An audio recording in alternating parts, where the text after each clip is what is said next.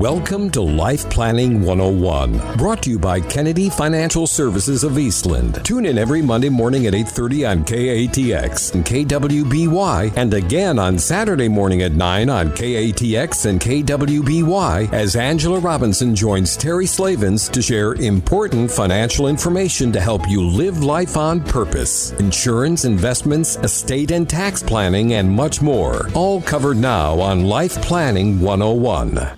And a very pleasant good Tuesday morning, everyone. Welcome into Life Planning 101 right here on KTX KWBY. We have Angela Kennedy Robinson on the phone with us. She is calling in from the great state of Montana. Is that correct, Angela? That is correct. You're going to make a lot of listeners be very envious, right? Especially if they're in Texas.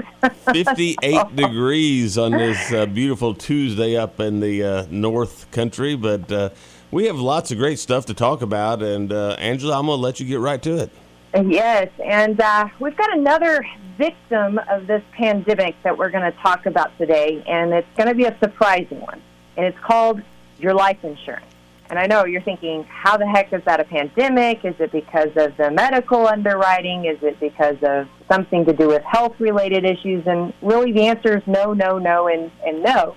It's completely something different. Now, before I go down this path, because here's the deal. I'm going to start talking about this life insurance and what's going on in this industry, and you're going to think, oh my gosh, she's not a fan of life insurance at all. Quite the contrary. I'm a big believer in life insurance. And the reason I'm a big believer in life insurance is because we've seen it be needed. And we've seen when people don't have it. And we've seen when people do have it. And the world of difference that it makes the moment that it is needed. And there's an old Confucius saying that needing insurance is like a parachute. If it isn't there the first time, chances are you won't be needing it again, right? Absolutely.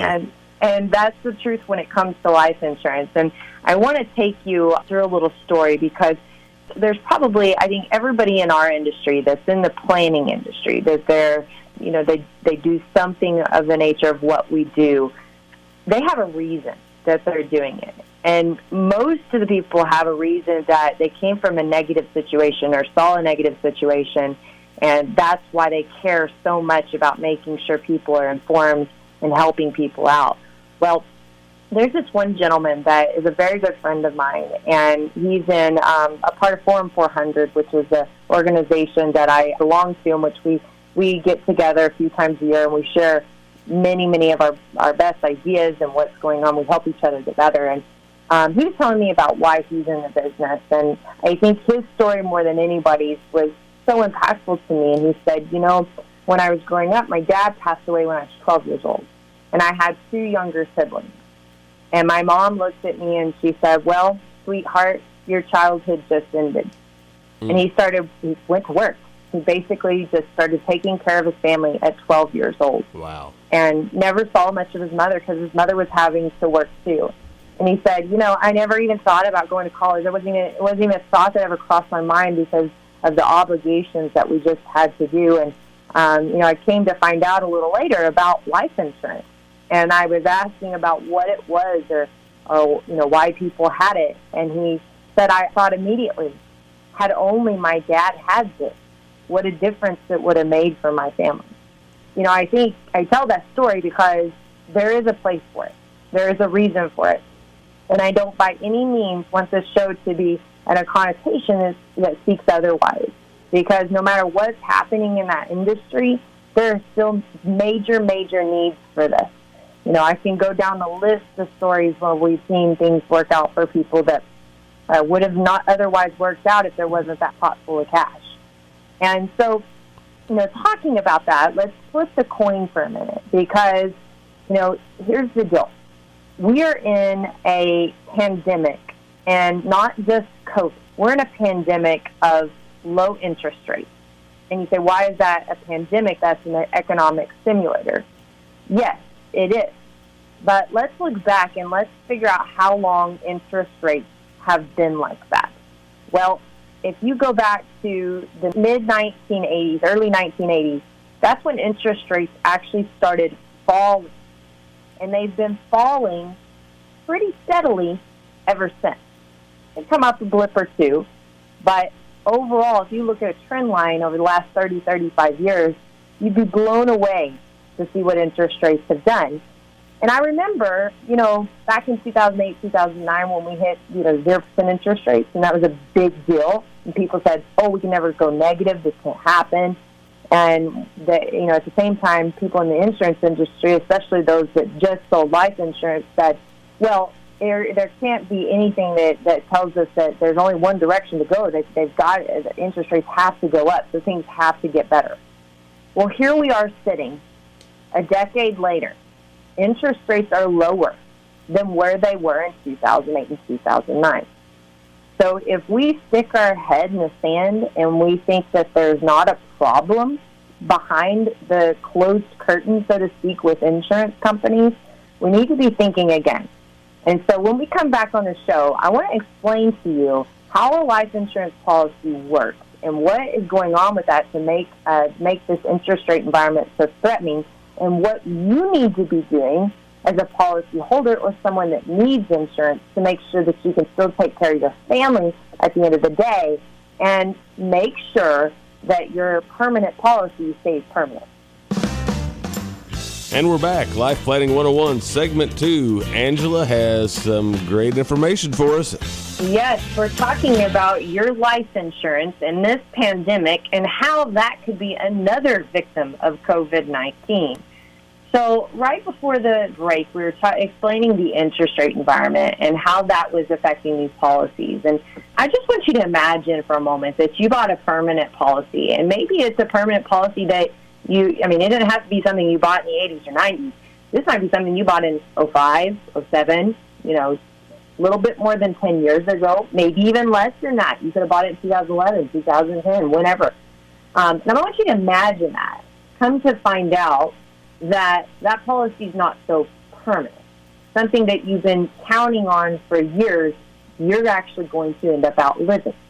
Well, that's not a far stretch of the imagination. In fact, you could probably Google a slew of companies that have been scrutinized and had lawsuits over in which this is actually the case that's going on.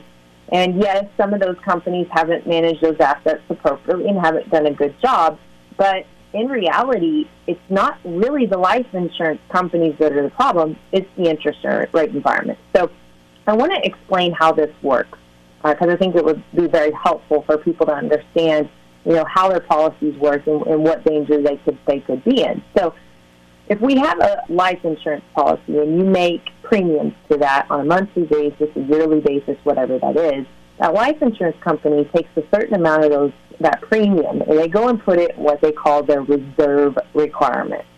Now, these are the requirements by the state in which that life insurance is supposed to work, to be able to be kept in stable investments like cash or bonds so that it's there to pay your claim. Makes sense, right? Right. Yeah. So in theory, the more a life insurance company can make with these investments of cash and bonds, the lower the cost of insurance would be to you as a policyholder. Right. So I want you to think about that trend line that we were talking about with the interest rate environment. If you look at 30-year Treasury bond rates, which, by the way, is the most likely investment for those reserve requirements, back in the 80s and 90s, companies were guaranteeing that policy wasn't going to earn less than 5.5%. Now, can you imagine right now finding a CD or a government bond or anything paying 5.5% that's pretty safe? Absolutely not. I mean, no. Unless it's impossible. You've bought something years and years ago and had a minimum interest, like you said, you're not going to get it today. No, you're not going to get it. And the company's not getting it. Because as those 30-year bonds kick out, guess what they have to do? They have to go buy new 30-year bonds, right? Every premium you have coming in is buying at a lower rate and a lower rate and a lower rate. So how does the company continue to make sure that those reserve requirements are held? How does the company continue to pay that life insurance to you? Well, there's really only a couple ways they can do it. They can invest in riskier assets, which as a life insurance company, you really don't want to see happen, right? Right. Because you want to make sure that those reserve requirements are there. And the second thing is they can increase the policy charges, that cost of insurance. So let's look, and like I said, this doesn't have to be a policy that you bought back in the early 80s or 90s. Let's imagine that you bought a policy in 2007. Okay, so that's 13 years ago. And your policy was probably priced at that time on interest rates being around 5%. 5% interest rate. After all, that's out where, depending on the time of the year, that's where the 30-year Treasury rate was at that time. So now, let's look at what interest rates have done since then. If you went back to that 30-year Treasury bond rate, which, by the way, we have all of this in our newsletter this week, so you can actually see these graphs that we're talking about, and you can go to www.kennedy-financial.com, www.kennedy-financial.com, sign up for our newsletter, and be able to see this. So, here you have in 2007 a 5% bond. Today, at the end of June, are you ready for the 30-year Treasury rate? What is it? 1.39%. Wow. Whopping big rate, huh? So let me ask you the question. How is that sustainable to sustain the pricing that they told you would happen in 2007? Can't. They can't. Is it their fault? No. No, it's not. So when we come back right here on Life Planning 101, we're going to talk about what you need to be doing with your life insurance and what this means for you. And we're back. Final segment, Life Planning 101. Angela talking life insurance and COVID. Yes, life insurance and COVID. What a combination. Actually, you know what, for a lot of us, it might be really important to make sure our life insurance isn't going to be lapsing in the near future with this pandemic. Absolutely. But let's get back to what we were talking about, because this is so important, and I just don't think people understand or know about that. I know they don't understand or know about this. I was even talking to a life insurance agent about a month ago that we ended up rewriting a policy that he had with a client that we shared. And, of course, he was kind of upset by it, but I was trying to explain this to him, and the answer that he kept giving me, well, they're just moving away from bonds and investing in other investments. And I said, that's exactly right. That's exactly right. They're having to go what we call reach for yield. And any time a company has to reach for yield, that increases the risk that they're taking.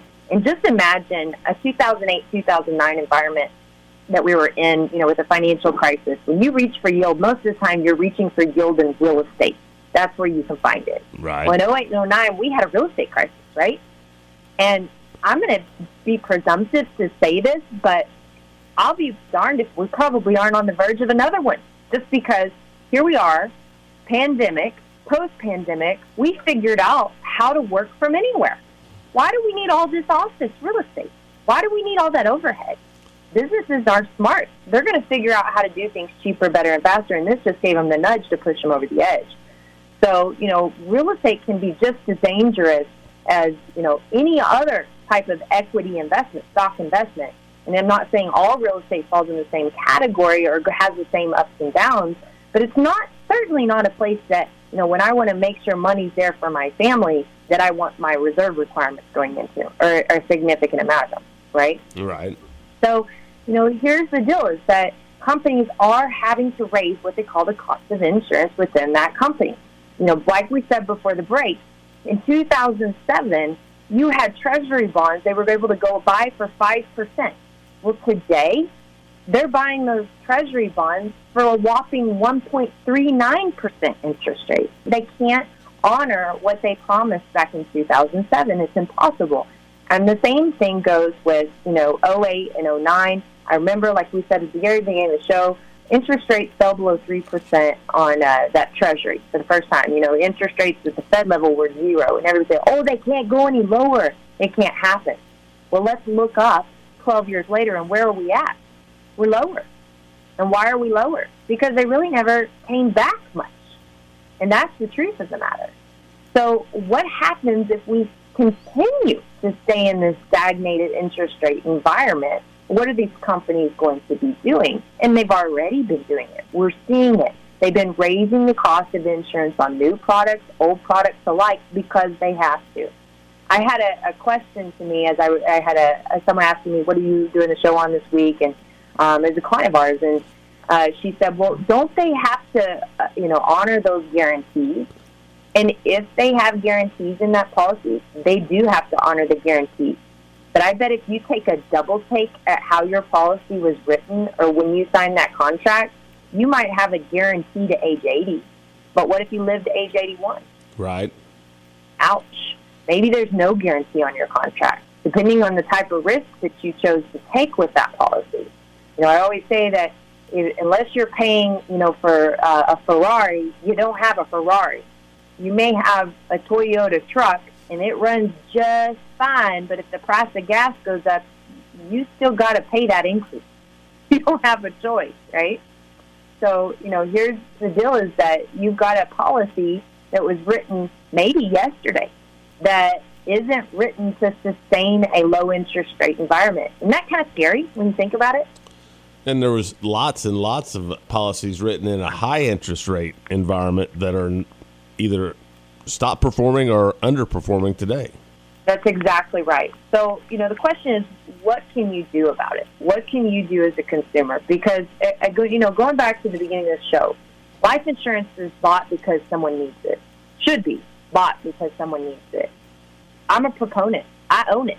I have it because I believe in it. I know that if something were to happen to me, my family needs to be taken care of. And the last thing I want them to be worried with is money. We use it all the time when business owners need to equalize inheritances for kids that one works in the business and one doesn't, or needs to pay estate taxes or create liquidity or help a surviving spouse so that she doesn't have to fire sell the business and only get a quarter of what it's worth. There's so many reasons that you need life insurance, and it's a great thing to have. But the thing that we fail to do when we buy life insurance is truly understand the risk, like we've been talking about today, truly understand what we're buying, what guarantees we have, what guarantees we don't have. And then the second thing is, when we get that policy, we lock it in a safe and we never look at it again. Sure. Well, let's repeat what we've been talking about all show. If you bought a policy 12 years ago, do you think that it's in the same condition that it was 12 years ago? Absolutely not. No, it's not. If you bought it 5 years ago, I would challenge that it's in the same position that it was 5 years ago. So what does that mean for you? You need to x-ray that policy. You need to analyze that policy. See what's going on inside of that policy and make sure that it's going to fulfill the promises that you need it to fulfill. And if it's not, you still have time to do something about it. I always like that saying that buying life insurance is like fixing a leak in your roof. The longer you wait, the more expensive it gets. Yes. It is so true. If you wait to the last hour and say, oh, well, I just bought that 5 years ago, I don't need to do anything with it. And then, 15 years from now, you try to fix that leak in that roof. Sometimes it's not able to be fixed. So, the sooner, the earlier. And we're all, we're big proponents that life insurance should be treated like any other thing that is an asset in your life that you have. I mean, do you buy your house and never get pest control to come out and never tune up your air conditioner or, have to fix something in your foundation or work on your plumbing? Is that what you do with your house that you have? No, we don't do that. What about your investments? You set them and forget them. Never worry about them again. Just leave them alone for 40 years? No. No, we manage those, right? Well, why should your life insurance be any different, especially conclusive of what all we talked about in today's show? It's no different. It needs to be managed. It needs to be analyzed on an annual basis. You can't see what's happening in that life insurance from your statement. People say all the time, well, I'm getting my statement. I can see my cash. Sure, I bet you can. But what if they raise that internal cost of insurance, and in 5 years from now, that cash is going to be gone? Do you know that? Right.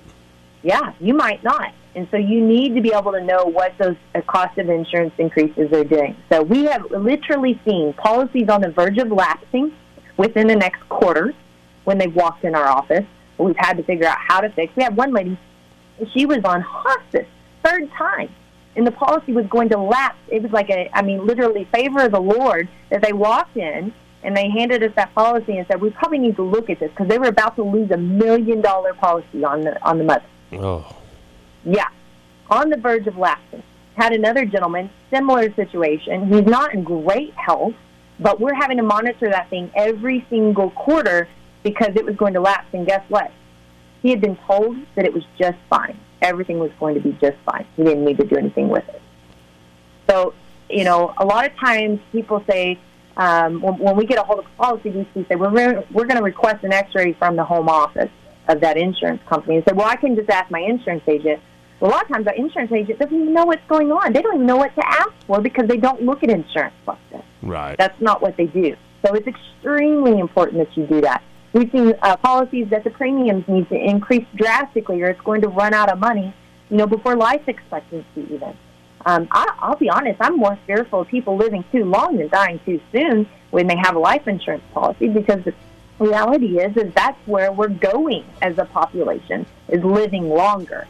There are literally policies that were written into the 2000s that will expire, so to speak, at age 94. 94! That's what they're saying. If you make it one day over 94, guess what? No, you're out of luck. You're out of luck, right? Hey, great information. Yeah. What do you have? What do you need to be looking at? It's so important that you understand that. And on the flip side of this, I have to say, we've seen policies that have been monitored and managed, and they're in wonderful shape, great shape. In fact, our entire policy history that we have, we look at those on an annual basis and manage those on an annual basis.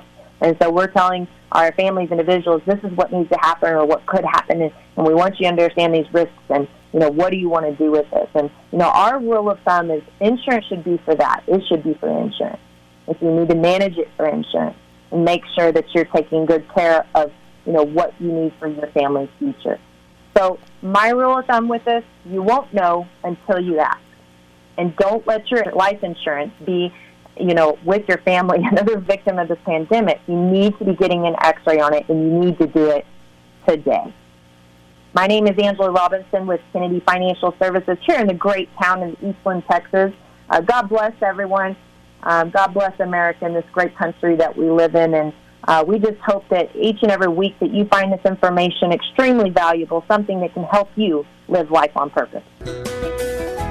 Thank you for joining us for Life Planning 101, brought to you by Kennedy Financial Services of Eastland. Tune in every Monday morning at 8:30 on KATX and KWBY, and again on Saturday morning at 9 o'clock on KATX and KWBY for more Life Planning 101. Advisory services offered through Smart Money Group, LLC, a registered investment advisor. Securities offered through Calton & Associates Incorporated, member FINRA SIPC. Kennedy Financial Services Incorporated is an independent of Calton & Associates Incorporated and Smart Money Group, LLC.